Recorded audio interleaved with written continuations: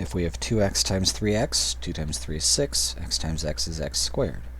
Now, note that this is not the same thing as 2x plus 3x. 2x plus 3x we saw before. If we're adding the two of them, we would use we'd combine like terms. 2 plus 3 is 5, and we'd keep the variable parts the same.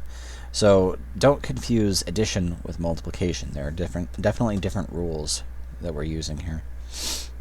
On this one, this is, 4 times 2 is 8. A squared doesn't have anything to combine with. B times b is b squared. And even if we have several different things all multiplied together, we can still do this. 3 times 2 times 2 is 12. X times x squared is x cubed. And y squared times y is y cubed. On this one, I'll do my constant first. There's only a 2. For my x's, I have x squared times x, which is x cubed. I have y squared times y squared. Y times y times y times y. That's 4 copies of the y there. We end up with y to the 4th. We might have to combine this sort of idea with the distributive property, so that's what's going on here. Notice it's not all multiplication. All these previous ones, everything in here was multiplication. I was taking 4 times a squared times b times 2 times b. Even the a squared, you can think of this as being a times a.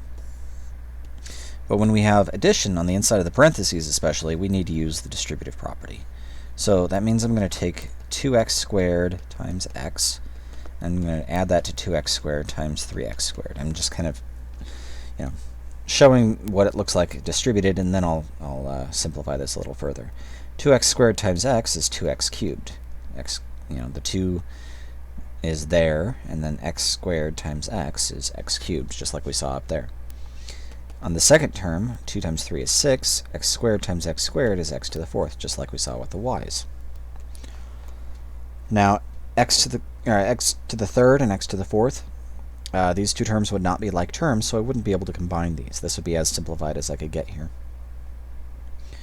On this problem, this example, we need to distribute negative 2a squared b, negative 2a squared b, to the a squared, and negative 2a squared b,